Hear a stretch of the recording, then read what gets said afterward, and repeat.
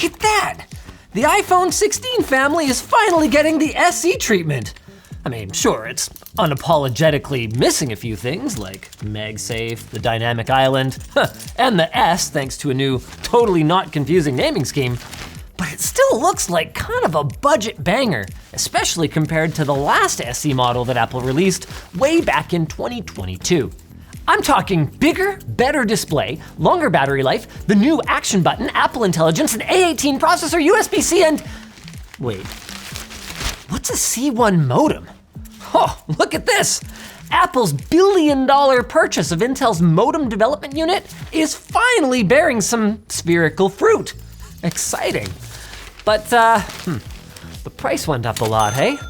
Even if we adjust for inflation, then I guess considering how much everything else has gone up over the last few years, like haircuts, I guess we shouldn't be too surprised, even if it is a tough pill to swallow.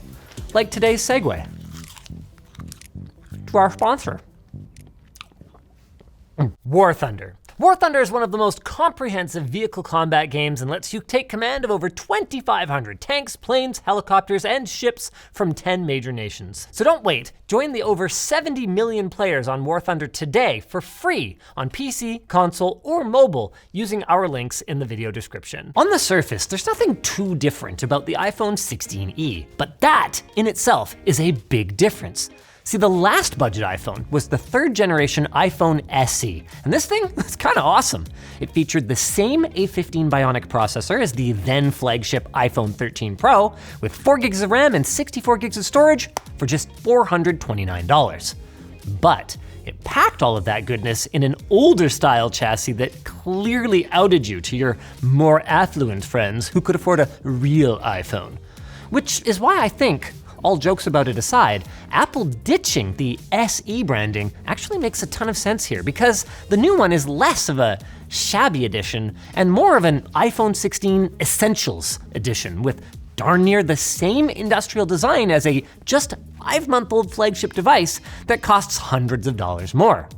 This time around then, the only obvious tells are gonna be the older style display notch, the larger bezel, and single rear camera bump.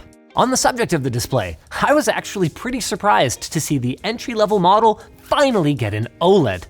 Not because Apple couldn't do that, but because in the past, they haven't as a way to differentiate it. I mean, sure, it lacks always-on functionality and it's only 60 Hz, just like the 16 non-Pro, but it still supports 1200 nits peak brightness HDR, comes with Apple's outstanding ceramic shield to improve glass durability, and has darn near the exact same pixel density as the regular iPhone 16. When you consider how most content is mastered, this thing is gonna deliver a viewing experience that most people will find indistinguishable from a higher priced model. And the same goes for performance. The iPhone 16e gets nearly the same cutting-edge A18 chip as the non-E, with the only difference, at least on paper, being the loss of one of its 5 GPU cores.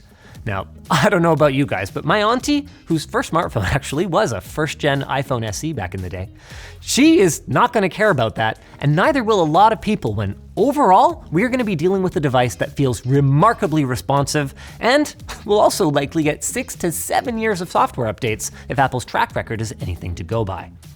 Now, there are certainly aspects of the 16e that don't feel very future-proof. The mere 8 gigs of RAM feels pretty stingy if you compare it to flagship, or even compare it to similarly priced Android phones.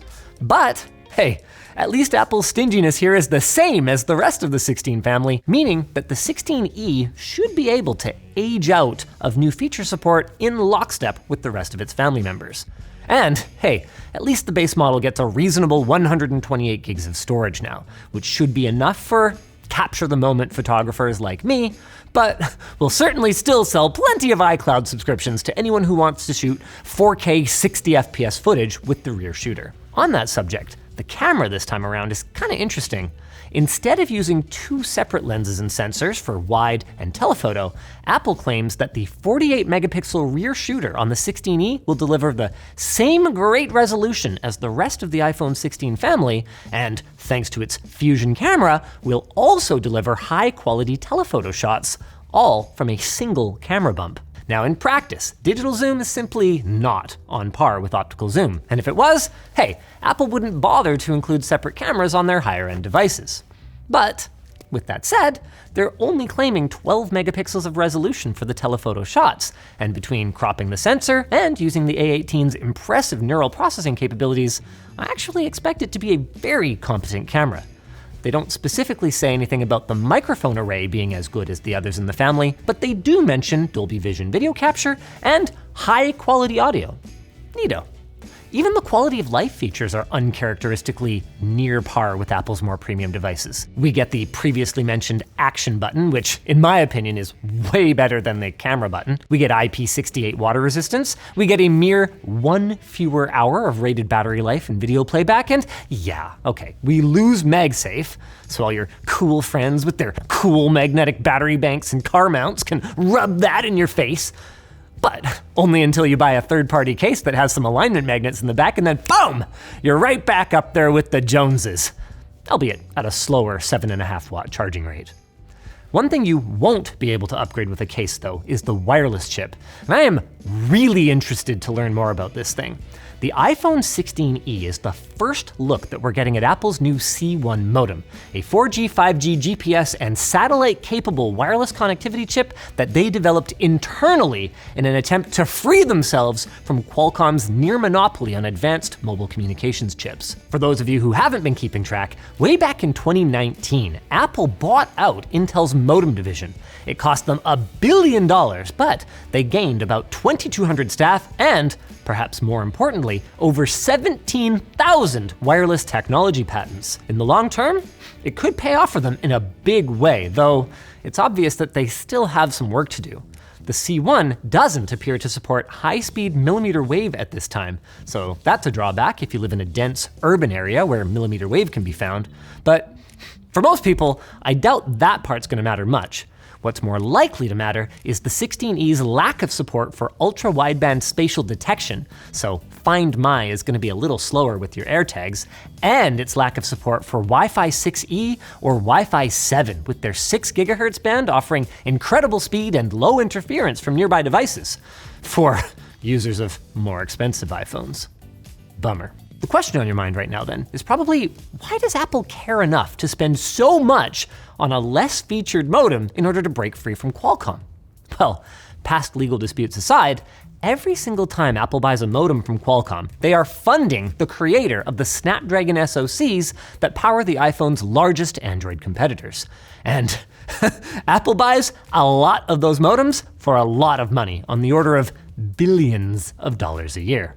We don't know much else about the C1 modem at this time. Apple does claim that it offers better power efficiency than the Qualcomm options in their other phones, and that it will be basically feature complete on the important stuff, even offering satellite SOS. But as someone who dailied an iPhone 4 for years, I'm both excited and also a little apprehensive about Apple's cellular engineering. Now might be a good time to talk about USB-C. Yes, it is a good cable that is super universally adaptable and used by everyone and everything, isn't it, Apple?